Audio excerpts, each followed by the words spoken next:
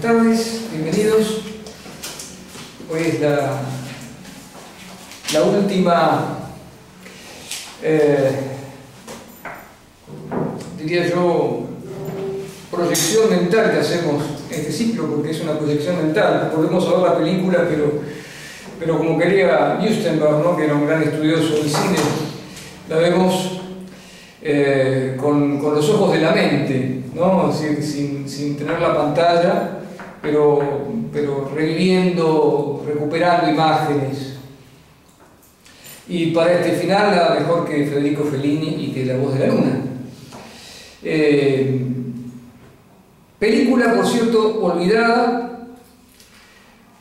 despedida de Fellini, próximo a cumplir los 70 años, cuando ya él entendía que el universo del cine empezaba a ser perjudicado agudamente por la televisión y por los medios. De hecho, hay una gran crítica de Fellini también en Ginger y Fred, que es la película anterior, donde se despiden del cine de Fellini nada menos que Giulietta Massina y Marcello Mastroianni.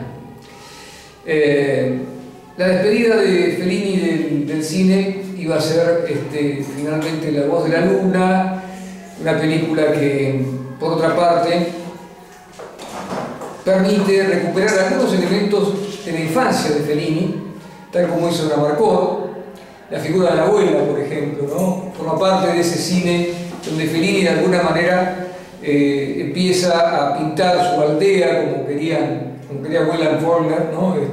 Pintar su aldea a partir de un tema muy caro al cine a partir de la década del 60, sobre todo un director que yo admiro mucho, y creo que también ustedes, que es Michelangelo Antonioni. También Antonioni trabajó sobre este tema que Fellini desarrolla de otra manera en La voz de la luna, que no es otro que la incomunicación, la imposibilidad de comunicarse. El tema de la comunicación era muy caro, por supuesto, no solamente al cine, sino, creo yo, todo el arte del siglo XX, sobre todo la segunda mitad del siglo XX, trabaja con este tema de la incomunicación, y yo creo que aparece de manera, diría yo, flagrante a partir de las dos guerras mundiales, ¿no? Sí, yo creo que, como decía Walter Benjamin, los hombres vuelven del campo de batalla, vuelven mudos, no hablan, no tienen nada para contar. Usualmente los combatientes que volvían de la guerra tenían algo para contar. Benjamin, en el narrador, dice: los hombres vuelven del campo de batalla mudos, no pueden comunicar lo que vieron. El horror es tan grande que no pueden ni siquiera manifestarlo, verbalizarlo. Es decir, el horror es más grande que la palabra, la tragedia es más grande que la palabra, toda tragedia es más grande que la palabra. Bueno, de hecho, si pensamos en Derrida, ¿no? El límite para Derrida está dado por el lenguaje. Bueno, habría que ver qué pasa con lo que Beckett dice cuando define al lenguaje como al lenguaje humano, o manchas sobre el silencio. Creo que han quedado más manchas que silencio, según Fellini, y por eso nos vemos con esta película donde evidentemente los hombres no tienen nada para decirse. Vamos a analizar un poco cómo presenta este universo Fellini. Yo pensaba en un poema de García Lorca, de Romancero Gitano, donde Lorca dice: la luna es un pozo chico. Esto de ver a la luna como un pozo, a mí me parece muy interesante. En Lorca aparece mucho la luna y aparecen muchos los pozos, los aljibes, ¿no? Aljibe, qué hermosa palabra, ¿no? Herencia de los árabes, ¿no? Me aparece mucho esta idea del pozo, del aljibe y de la luna.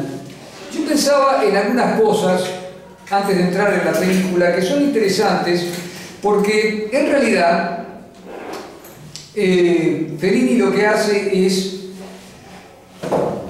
trabajar con algunos tópicos que simbólicamente tienen una fuerza histórica reconocida tanto en la literatura como en la mitología. Por ejemplo, yo pensaba en en el texto original en el que se inspiró Fellini. Saben que esta película, La voz de la luna, es de alguna manera una lectura muy particular que hace Fellini de un libro de Emano Cavazzoni, que es el poema del lunático. Y esta palabra, lunático, a mí me interesa mucho porque justamente lunático se les decía a aquellos que, esto viene por supuesto de la época de la antigüedad latina, de la antigüedad romana, de la época justamente de Numa Pompilio, del siglo VII a.C., la época del carnero lunar todavía, cuando justamente los lunáticos eran aquellos que por influencia, por influjo de la luna llena, cometían toda clase de atrocidades, o decían dislates, o decían disparates. Entonces este efecto de la luna sobre el hombre a mí siempre me pareció muy interesante, porque en definitiva estos dos maravillosos payasos que atraviesan toda la película son dos lunáticos que en cierto modo vienen a simbolizar y a representar justamente los restos de una humanidad que ha sido esquilmada y barrida por toda serie de iniquidades, un conjunto de iniquidades que la película de alguna manera menciona casi de manera tangencial. Toda la película está organizada en función, como su nombre lo indica, del sonido. El problema del sonido, ¿no? El sonido, ya sea como expresión verbal o expresión musical. Es decir, esta sensación de que el hombre se debate entre el ruido y la furia, como quería Shakespeare, ¿no? El hombre, en Macbeth, ustedes tienen esa definición maravillosa, ¿no? De la vida. La vida es un relato contado por un idiota lleno de ruido y de furia, ¿no? De ahí va a venir después la novela de William Faulkner, el título de la novela de William Faulkner. Es decir, esta idea de que no llegamos a decirnos, a comunicarnos nada, que la palabra pierde su efecto y que no hay nadie que diga algo que valga la pena ser escuchado. Es decir, el hombre ha perdido la capacidad de comunicarse, más allá de la razón, de comunicarse con sus semejantes, porque obviamente el individualismo, la soledad y la alienación en su aspecto más agudo, que es esta incapacidad de poder mirar al otro, de poder comunicarse con el otro, ha ido ganándolo todo. Ahora, la imagen que uno tiene de esta película es la imagen casi del comienzo de la humanidad, ¿no? Sobre todo, digo, al final y en el inicio de la película, que es este hombre al lado de un pozo y mirando la luna. La luna con toda la simbología que tiene, ¿no? Con todas las simbologías que tiene la luna, que es muy complejo, creo que es uno de los elementos más complejos para analizar, ¿no? Porque cada sociedad tiene su particular relación, por ejemplo, pero sobre todo la relación de la luna con lo cambiante. Es decir, no solamente lo cambiante del temperamento humano, sino la relación de la luna con las mareas, con el ciclo femenino. Es decir, esta idea casi de lo voluble a partir de la luna, ¿no? Esta cosa del inestable que viene a simbolizar la luna con todas sus fases. De hecho, justamente tiene también su lado oscuro la luna, ese costado oscuro, esa zona de la cual probablemente también viene buena parte de su hechizo y de su magia. Pero la luna también como algo que en sí mismo se presenta como un pozo para Lorca, ese ojo que mira lo que los demás no ven en plena noche, y que por otro lado también ha sido colonizado por el hombre, ¿no? Espantosamente colonizado por el hombre, ¿no? Ese patrimonio de los poetas pisoteado y además humillado por esa bandera espantosa que flamea inútilmente, que en realidad no está. Creo que es una película. Algún día tendremos que hablar de la película esa maravillosa que muchos han comprado.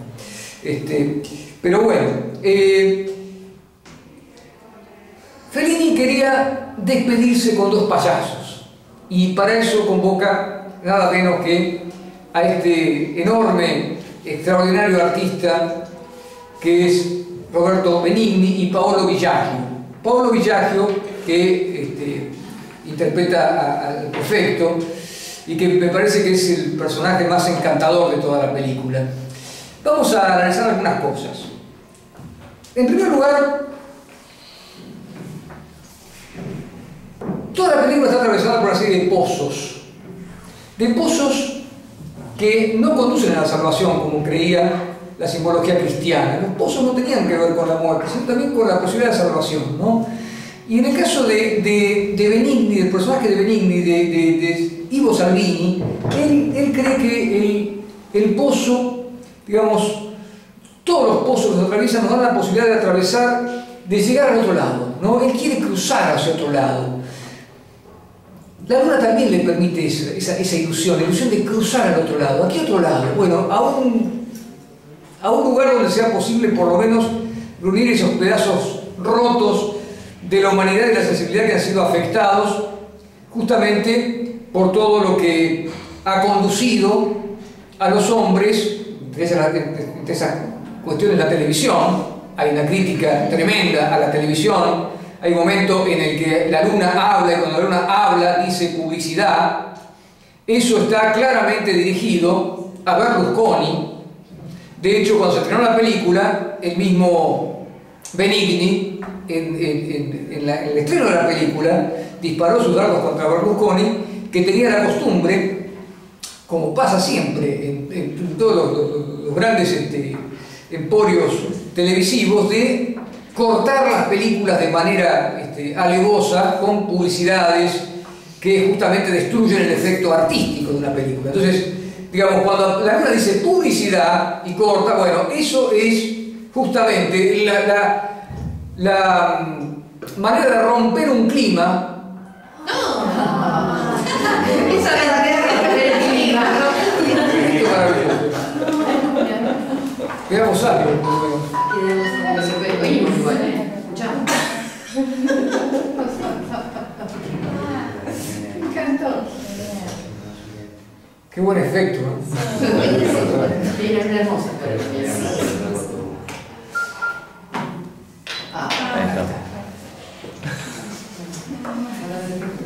Bueno, entonces, un corte publicitario. Esto lo mandó Berlusconi.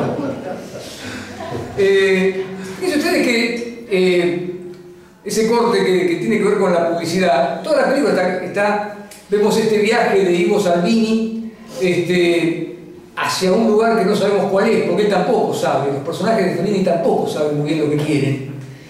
Está atravesado, cortado no por la publicidad, sino por una serie de avatares que le demuestran que efectivamente el hombre ha perdido acaso lo más elemental, que es la posibilidad de escucharse. Y para eso, para demostrar que eso afecta a todos los hombres por igual, aún a aquellos que creen que el sonido, la música, les provee alguna salvación, está el episodio del músico que está en el cementerio y que ha enterrado su oboe porque esa melodía que él toca y que conduce al tritono, el tritono, para los que son músicos saben que se llama, en la antigüedad se le llamaba el diablo en la música, porque es un intervalo francamente muy confuso y muy feo, que es el de la quinta disminuida de la cuarta aumentada, ¿no? Que es justamente el intervalo que este músico interpreta y que aparentemente le provoca toda clase de desgracias en su casa. Termina enterrando el oboe, pero enterrar el oboe significa enterrar a la música, ¿no? Ustedes lo saben perfectamente. ¿Enterrar a la música por qué?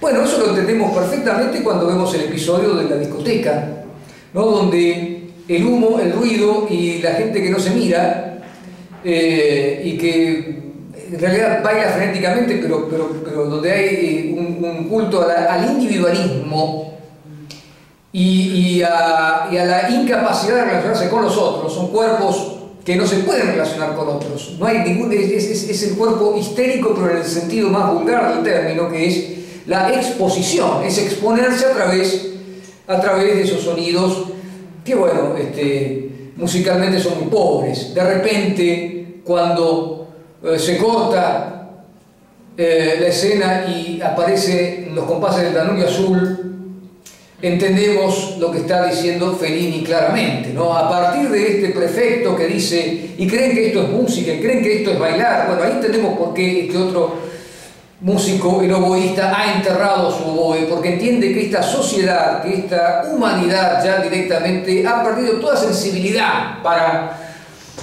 conectarse con la música, porque para conectarse con la música, en primer lugar, hay que conectarse con el principal de los sentidos, aquel sentido con el que venimos al mundo, es el primero que desarrollamos antes de venir al mundo, antes de nacer, que es el oído, y es el último que se apaga antes de morir, ¿no?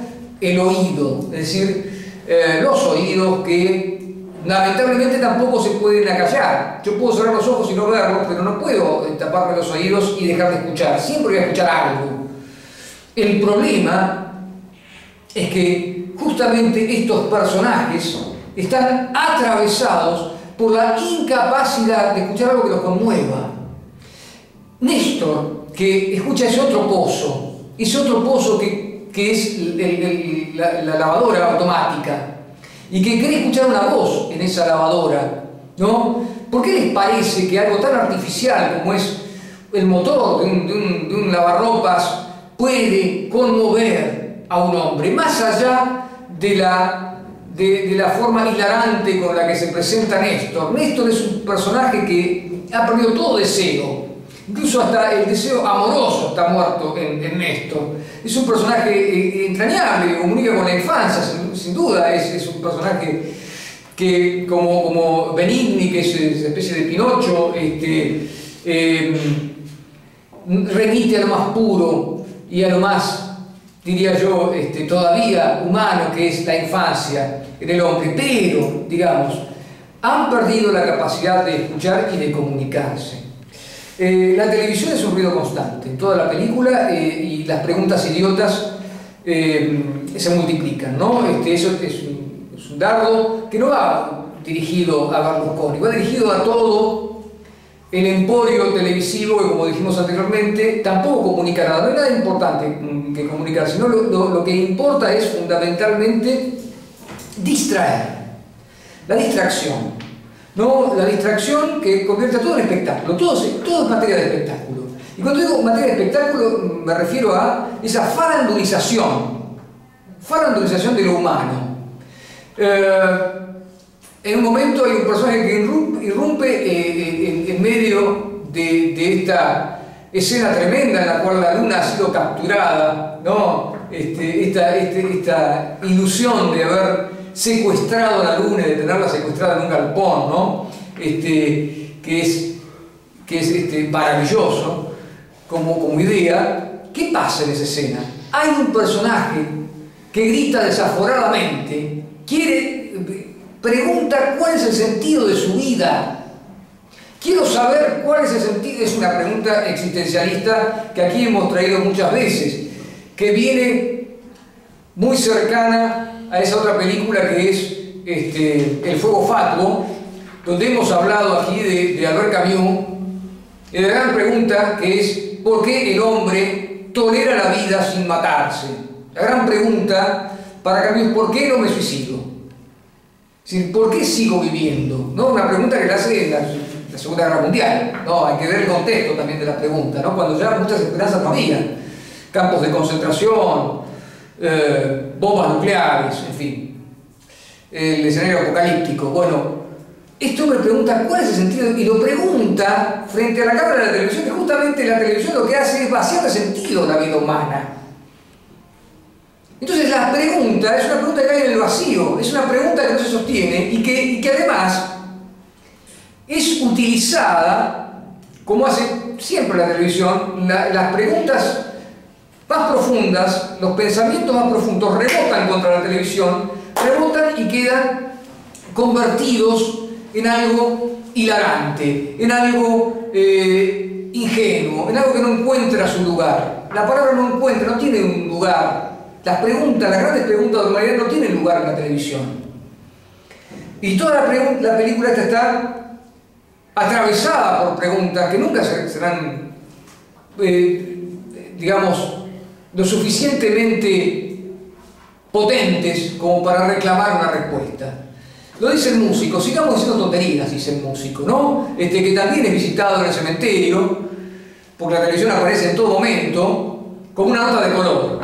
Un músico que decide vivir en un nicho, es decir, que está muerto en vida.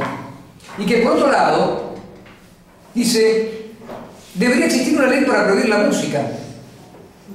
El músico mismo lo dice, ¿no? La música hace mal, provoca un daño, la música, ¿no? Por supuesto, esta idea de los fantasmas que entran a partir de la música y este músico que entierra en el pozo su instrumento es una de las imágenes donde Fellini, como pasa con el Danubio Azul, nos está diciendo hay una era que se ha terminado, hay una época que se ha terminado, que tenemos que piadosamente enterrar. Es también el momento en el que esta película se estrena en el 89, cuando algunos filósofos empiezan a hablar del fin de la historicidad, el comienzo de la posmodernidad, es decir, los grandes imperativos han desaparecido. Es decir, el discurso fuerte ha desaparecido y queda lo que es el discurso débil.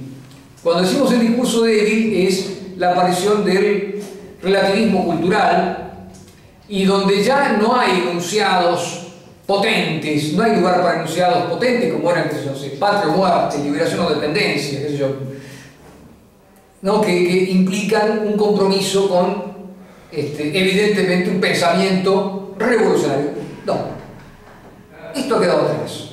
Es momento de, justamente, Gianni Bátimo lo llama el pensamiento débil, ¿no? Es lo que estamos viviendo, lo que estamos asistiendo en este momento. Ya bueno, creo que un poco eso mermó después de las Torres Gemelas, porque otra vez empezó a aparecer esta idea, ¿no? Que es los buenos y los malos, los unos y los otros, ¿no? El eje del mal, ¿no? Las Torres Gemelas vienen a romper un poco con él. Pero digamos, Fellini está diciendo que además de que no hay nada importante que decirnos, no nos podemos escuchar. Por eso hay que volver a la naturaleza es la luna y el pozo, punto. Todo lo demás son los pozos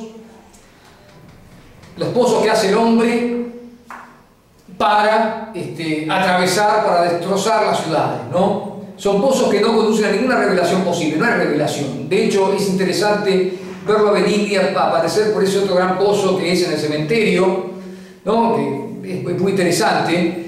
El gran pozo que es el cementerio, que es donde indudablemente o acaba o comienzan los misterios, nunca lo sabremos. En la película está todo el tiempo rondando como algo que ya de entrada el señor Pigafetta le dice a Salvini: no escuchen los pozos, son traidores, te hacen creer los sueños que ellos quieren, deberían cerrarlos por las noches, aléjate de los pozos, ¿no? Es decir, en los pozos no como algo que en la película vemos representado, sino los pozos como esa zona del pensamiento humano donde hay como un pasadizo, como esa galería de Cortázar en El otro cielo, ¿no? Que conduce la galería Güemes, que uno la atraviesa y aparece en la Revolución Francesa. Y están esos pozos, digamos, los verdaderos pozos, que son donde se debaten las angustias metafísicas del hombre, digamos, ¿no? Y que son los grandes pozos eternos que han dejado, lamentablemente, de tener una fuerza vital en nosotros. Nosotros ya no tenemos esos pozos, se han muerto esos pozos. Por eso aparece el prefecto Bonella, que irrumpe en el boliche pidiendo silencio. Silencio pide silencio y dice: no son más que esqueletos bailando. ¿Escucharon alguna vez el sonido de un violín? Pero ese sonido de un violín no es solamente el sonido de los violines como instrumentos musicales. Significa la posibilidad de escuchar un sonido que nos convoque, que nos modifique, que verdaderamente nos conmueva. Por supuesto que este Danubio Azul también invita a un cortejo galante que ha desaparecido, también invita a la armonía de las estrellas. Todo el tiempo sentimos la presencia de Pitágoras, ¿no? Pitágoras y esta teoría de que si el hombre realmente hiciera silencio y pudiera escuchar, hay una música del cosmos. Hay una música del cosmos que es la música de las estrellas, que es la música de los planetas que hemos dejado de escuchar. Es decir, todo lo que el hombre ha dejado de escuchar, todo lo que el hombre, pero además de haber dejado de escuchar, no solamente ha dejado de escuchar, sino que, por otra parte, se ha anulado la posibilidad de comunicarse, porque el no poder escuchar implica no poder comunicar y no poder, de alguna manera, establecer un vínculo. No hay vínculos reales, digamos, ¿no? Es decir, todo se ha desvanecido. Y el prefecto Gonella, además, y ahí hay una cosa muy de Fellini, huye de algo que es tremendo, huye de la vejez, huye del tiempo. La vejez lo persigue, el tiempo lo persigue, es decir, la muerte lo persigue, y él huye sistemáticamente, ¿no? Que es el propio Fellini, él lo ha aclarado en algunas entrevistas, él lo ha dicho, que en esa película también de alguna manera él analiza y reflexiona sobre su propia vejez, ¿no? Creo que hay un momento donde sentimos que, como en todo el cine de Fellini, golpea en el punto más sensible de la cultura, por lo menos la cultura italiana, que es la religión. Que son esos clérigos que realmente nadan en su ignorancia, hacen ostentación de su ignorancia. Si hay alguien que tiene un fervor religioso muy grande acá, lo lamento, ¿no? Pero creo que es la mayor de las, o la más rentable de todas las ficciones, ¿no? Pero es muy interesante porque dice, el clérigo lo que dice es que hace mucho tiempo que no tienen información, que no reciben información de Dios, no viene nada de arriba, o sea, no se comunica. Entonces, cuando le preguntan por el paraíso, por el infierno, dice, bueno, yo creo al 50%, le dice a la gente, ¿no? Al 50%, no creo totalmente.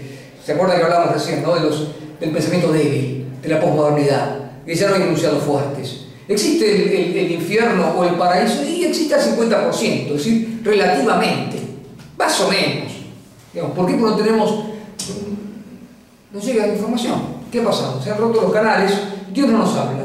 Y como no nos habla, no podemos decirle nada a la gente. ¿Qué vamos a decir? Así como la luna es la intermediaria entre la tierra y el cielo, en el ciclo de las mareas, como esto, bueno, los clérigos son los intermediarios entre Dios y nosotros. Ellos tienen la posibilidad de escuchar a Dios, nosotros no. Ahora, grave problema, porque Nietzsche se murió gritando que Dios ha muerto, ¿no? Es decir, ya no existe la posibilidad de creer de ninguna manera en una palabra rectora, una palabra que nos guíe. Siempre hemos buscado, desde antaño, desde los orígenes del tiempo, siempre ha habido en su momento de gloria las religiones, en su momento de gloria el racionalismo, con el iluminismo, y siempre hemos buscado la palabra que nos guíe. Bueno, ahora no hay palabras, ya no hay más. Ya terminó. No hay que escuchar, no hay nada más que escucharse uno mismo en el pozo de uno mismo. Uno mismo ya es el pozo donde lleva, bueno, para bien o para mal, la historia de todo lo vivido. Bueno, Fellini es el Fellini apocalíptico, el Fellini que está diciendo desde, creo yo, desde toda su cinematografía, pero sobre todo desde la Dolce Vita, nos está diciendo claramente que vivimos en la sociedad del espectáculo. Mucho antes de la era del vacío, mucho antes de los filósofos que han venido a proclamar el fin de la historicidad o del historialismo o de la historia, como ustedes quieran llamarlo, porque hasta se han derivado en su afán de tratar de ponerle nombre en una serie de neologismos que tampoco nos satisfacen. Ahora, digamos, no es posible encontrar la salvación, porque no hay palabra que nos salve. La única posibilidad es hacer silencio para ver si todavía es posible entender algo, dicen. Con esto termina la película. Es decir, termina además este hombre derrotado en su fuero íntimo, porque ese clown maravilloso que es Ivo Salvini, el personaje interpretado por Benigni, todavía en las migajas de su infancia intenta recuperar parte del idealismo perdido. ¿Saben ustedes que una de las cosas más horribles que nos ha pasado es cuestionar, poner en cuestionamiento el idealismo? Es decir, en pos del racionalismo. Es decir, todo aquel que de alguna manera considera que la realidad está en la conciencia, está en ese gran pozo que ustedes conocen mejor que nadie porque lo han estudiado mucho, que podríamos llamar el inconsciente. Vaya si hay un pozo más grande que el inconsciente, ¿no? El pozo donde se van los sueños, donde afloran las imágenes que a veces nos perturban. En el cine de Fellini es muy común. Digo, también están aquellos que piensan que la realidad no es eso que está frente a nuestros ojos, sino justamente aquello que elucubramos, o que imaginamos, o que pensamos, o que construimos, o que percibimos desde la conciencia, y que nos permite construir, eso lo saben muy bien los grandes poetas y los grandes artistas, una mirada que no es deudora de ninguna manera ni de la razón ni de la objetividad, de esta tendencia estrafalaria de encontrar la verdad, ¿no? Es decir, los escritos póstumos de Nietzsche son maravillosos porque ahí es donde aparece esto de que en realidad lo que hay siempre es una interpretación, no hay hechos, hay interpretaciones de los hechos. Ahora, esas interpretaciones también están en crisis, porque el pensamiento está en crisis. El hombre que no se escucha, el que no puede articular su lenguaje, está en crisis porque está condenado a repetir el lenguaje de los otros. ¿Y cuál es el lenguaje de los otros? El lenguaje que está estandarizado por el poder. ¿Y dónde está el poder? Hoy el poder está en los grandes medios. Fellini, para hacer su película, tuvo que reflexionar sobre algo que es tremendo, que es realmente, no sé si la muerte, pero sí la agonía del cine. La agonía del cine y la agonía del arte más allá del género en particular, más allá de lo cinematográfico. El arte está en crisis, porque el lenguaje humano está en crisis. Y el lenguaje humano ha construido sus otros lenguajes para comunicarse, que son la música, el cine, la literatura, la plástica. Bueno, todo eso, desde el Fellini que en la Dolce Vita nos muestra a ese Cristo sobrevolando Roma, sabemos que las ciudades son tumbas.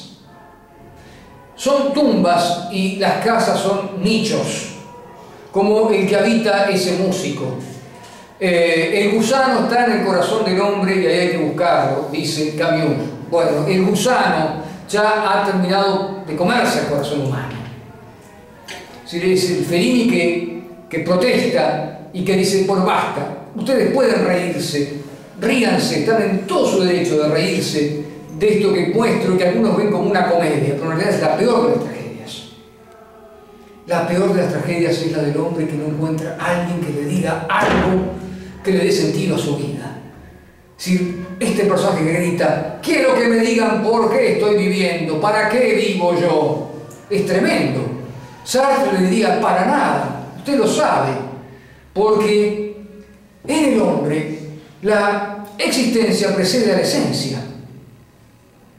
Es decir, ya lo he explicado alguna vez, en la vida, fuera de esto que llamamos existencia, los objetos son construidos primero en función de la utilidad. Es decir, la esencia precede a la existencia. Es decir, primero tengo la imagen de la copa, necesito tomar agua, necesito algo, un recipiente. Bueno, construyo el recipiente. y después pongo el agua. Pero primero tuve en mi cabeza el recipiente y después lo construí porque le doy una finalidad práctica. Lo necesito para tomar agua. Ahora, nosotros venimos al mundo, ¿para qué? No hay respuesta. Si venimos y después tenemos que encontrar un sentido a esto que nos han dado, que es la vida. Pero si cualquiera de nosotros no estuviera en este mundo, el mundo seguiría andando perfectamente. No necesita de nosotros, quiero decir. Entonces ahí está la pregunta. Y este hombre la formula ahí. ¿Y cuál es la respuesta? La respuesta es la que finalmente el pobre Salvini dice al final: si todos hiciéramos silencio podríamos comprender cualquier cosa, dice él. Y acá hay algo muy interesante para analizar. ¿Por qué podríamos comprender cualquier cosa? Porque este ruido infernal en el que nos debatimos ha quebrado en el hombre la capacidad de pensar por sí mismo. Digamos, comprender cualquier cosa significa poder pensar, y para pensar es preciso no solamente el silencio, digamos, no el silencio de Dios, que es el silencio que inquieta a Berman, ¿no? A Berman le inquieta el silencio de Dios, ¿no?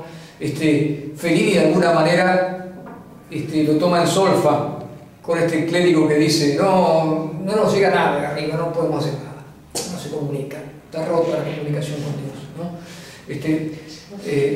Berman habla del silencio de Dios, ¿no? Es tremendo, que es el silencio del hombre, justamente, que no le encuentra sentido a su vida. Pero más allá de que no le encuentra sentido a su vida, tampoco pregunta por el sentido de la vida. Eso es lo tremendo.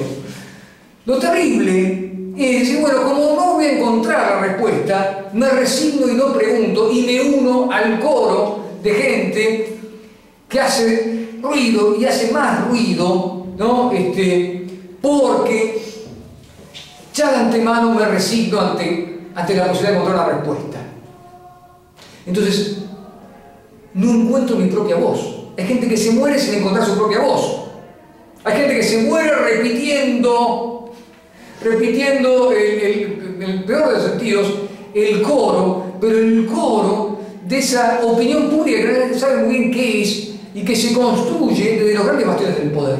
Fellini está hablándole al hombre que tiene todavía que resguardarse y resistir. Yo creo que es un llamado a la resistencia, para que el hombre vuelva a ser un ser pensante. Como diría Galeano, sentipensante, ¿no? Galeano habla porque es el ideal del hombre romántico, del hombre del romanticismo, tan vapuleado, tan inútil y estúpidamente vapuleado por los racionalistas, que creen que el hombre del romanticismo era un hombre ingenuo. No era un hombre ingenuo, era un hombre que se rebelaba contra el imperio de la razón, que nos condujo justamente a las guerras mundiales, a que sea más importante la música de lavarropa que una sinfonía de Mahler, digamos, y a que creamos todavía que hay emisarios de la palabra divina, y que hay una palabra divina todavía que nos puede llegar a salvar. Bueno, todo eso, digamos, que sigue en pie. Los cines, ¿en qué se han convertido? Lamentablemente muchos cines, uno va por la calle Corrientes, la calle Lavalle, o el cine Selec, por ejemplo, ¿no? Han sido lamentablemente transformados en ese, ni siquiera esperpento puedo decir, ¿no? Donde la gente va a cultivar su ignorancia, y con una tenacidad cultiva su ignorancia que realmente es conmovedor, ¿no? Da ganas de decirle, ¿no? Tantos millones de años para llegar a esto, ¿no? A esta estupidez, que ni siquiera como espectáculo sirve, porque es tan aburrido que ni como espectáculo sirve, ¿no? Van a adorar la peor de las ficciones. Los cines convertidos en templos de la nada, Ese es el Apocalipsis, digamos, ¿no? El tipo que directamente va a buscar su carnet idiota, ¿no? Entonces, digamos, eso que ni siquiera es el nihilismo, porque es maravilloso. Directamente en la infancia, la ingenuidad de uno es una ingenuidad creativa en la infancia, es una ingenuidad que vale la pena vivir, ¿no? Esto ni siquiera es ingenuidad, ¿no? Ahora, Fellini lo vio, claramente, lo ve, por eso vamos a ver si está la luna en el galpón, ¿no? Vamos a ver si está la luna en el galpón, vamos a ver, lo dice, Hilaria Blasquez lo dice en un semejante, ¿no? Cuando habla de Cristo, que dice que lo secuestraron y nadie paga su rescate, ¿no? Bueno, es un poco eso, ¿no? Esta idea de que hasta los valores, esos valores, pensaba en la luna de los románticos transformada después en lo que es, ¿no? Una imagen que no significa nada, y nada significa nada. Y por eso es que terminamos con Fellini yéndose de la vida con esta película y diciendo, bueno, señores, un poco como pasa con Beckett, que también reduce la angustia del hombre, no la reduce, la amplía pero la reduce al mismo tiempo, con esa capacidad que tienen los poetas de encontrar la síntesis, lo lleva a ese arbolito escuálido, en medio de la nada. Bueno, acá tenemos como en el comienzo de los tiempos, a un hombre solo, en un pozo, escuchando la voz de la luna, que es la voz, como Pitágoras decía, la voz de los planetas, la voz de lo que está más allá, pero que está más allá porque nosotros nos hemos olvidado de escuchar, si no debería estar mucho más acá. Y pensaba en esto, ¿no?